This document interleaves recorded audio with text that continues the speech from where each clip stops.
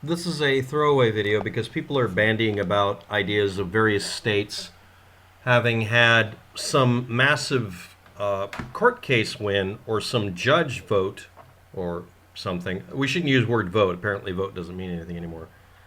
Claiming that some judge threw out the entirety of an election because they say so. There are 26 out of the over 200 House Republicans and Democrats. 26 out of 200 decided that they want to withdraw the certification by a minority vote, because of course that's the trend this week, by demanding that the certification that President Biden won Pennsylvania be withdrawn. It keeps getting reposted. Post Gazette, Newsweek, Washington Post. 26 people want to overrule over 100 other people who have all decided that they're not going to argue anymore about the majority of people in the state of Pennsylvania voting for Trump. No, they voted for Biden, and the Electoral College selection will happen. Others are demanding that, well, if you're not going to withdraw the certification, we get to pick the electors and they'll have to be pro-Trump so Trump can win, which is exactly the opposite of what it's supposed to do. And then they keep insisting, we're the legislature, we can decide. The Secretary of State for Pennsylvania, I think it's called, and the governor have certified the election. They're demanding that the entire process they rely on for some of them to keep their job be ignored and tossed for one guy when it's not legal. No, 26 House of Representatives or whatever, House Republicans in the state aren't allowed to withdraw a certification simply because they don't like that their side didn't get what they wanted. If that was enabled, then Democrats could do the same thing in states where Trump won. Yeah, but. No, there isn't any yeah, but. The reason you don't demand special treatment in one election is you'll get special mistreatment in all the others. And like every other liberal, I want to make peace with everyone because that's how you get things done. Republicans have not made peace for 4 years. Republicans have spent several decades having that asinine bullshit be amplified. And for some reason, y'all consider this normal. That your side is supposed to literally pick really stupid, unwinnable battles because that works. Again, screaming, yelling, conspiracy spewing idiots over here who never accomplish anything are not your base if you're a Republican. They're what's knocking the base out from under you. They're undermining the ability to elect certain Republicans in Georgia right now because everyone is repeating something a lot of us joked about. If Donald Trump won the election in 2016 and said it was a rigged election, doesn't that mean he won illegally? We have a voter turnout that says he shouldn't have won. But that sort of logic, which is extremely straightforward and has some merit, must be thrown out. Meanwhile, in this year, the current year, Trump lost the election by the Electoral College in the same ratio that he won last time. And he's also lost by the popular vote. And that's the end of it. There isn't any third step.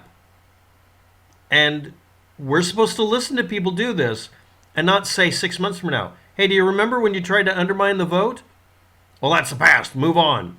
You're also the one who kept screaming that Obama wasn't an American citizen and that gray aliens were running the environment, the EPA, and that baby-eating, shape-shifting reptilians are all the Democratic Party.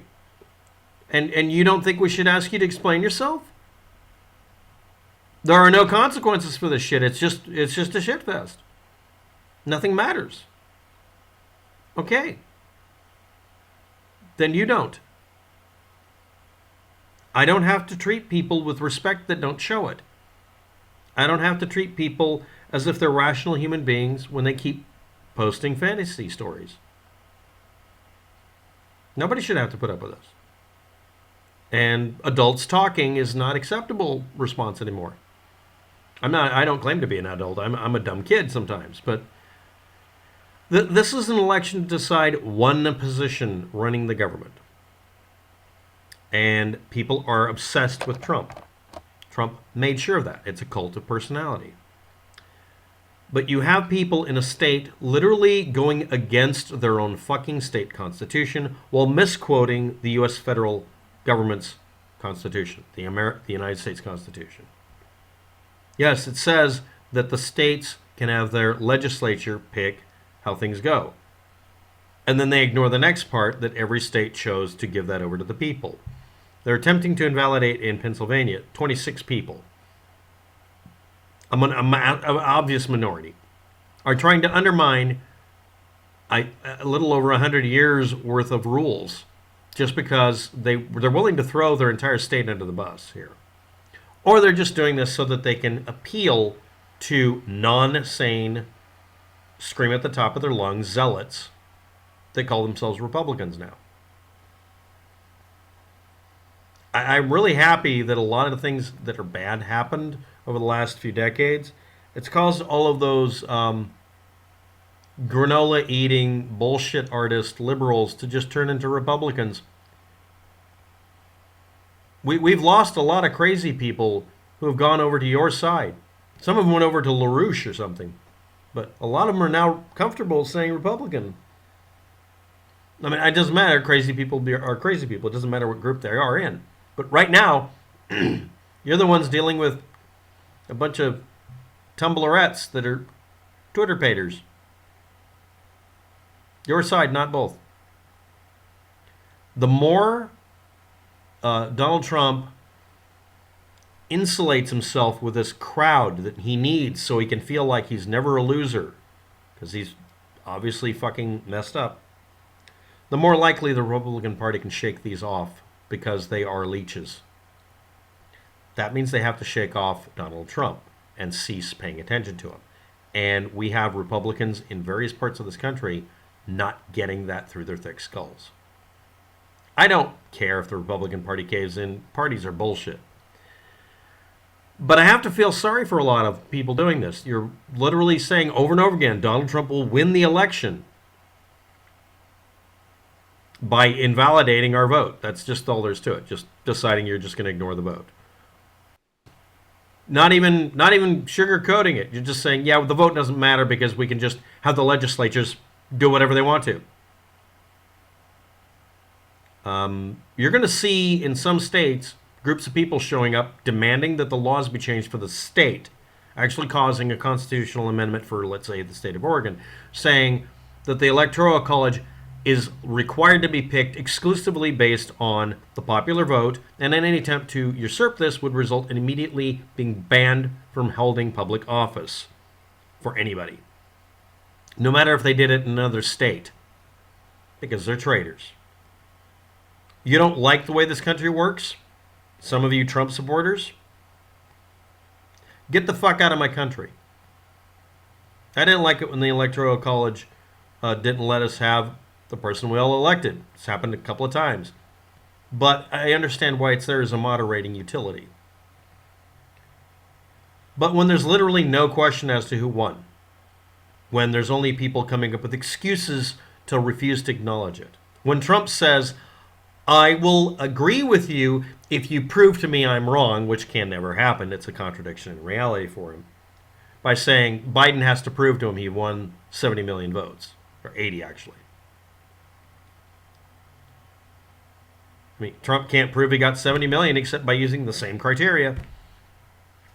And he'll hem and haw about it because it doesn't matter. People who do this sort of logic, including some people I considered friends who keep posting the shit, I don't have any respect for you anymore, and I never will. I've given everybody several weeks to cool the fuck down. There's only a couple of people who are doing this that I actually give a damn about. Major damn, they're really good people. But on this, they've come unglued.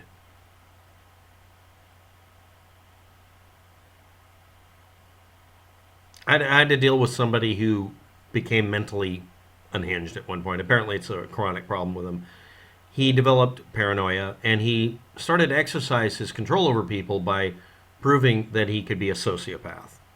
He was a good friend, and he eventually got to the point that he was trying to get me hurt or killed because of some imagined thing that literally I don't even know exactly what the problem was. He never explained it to me because he always came up with an excuse to make sure he didn't tell me what was going on so he could keep being an abusive jerk. Eventually, everyone figured out the reason he did it is he needed people to be a punching bag so he could take it out on him when he had a bad day. Basically, a non-drunk dad kind of figure, although he's about my age.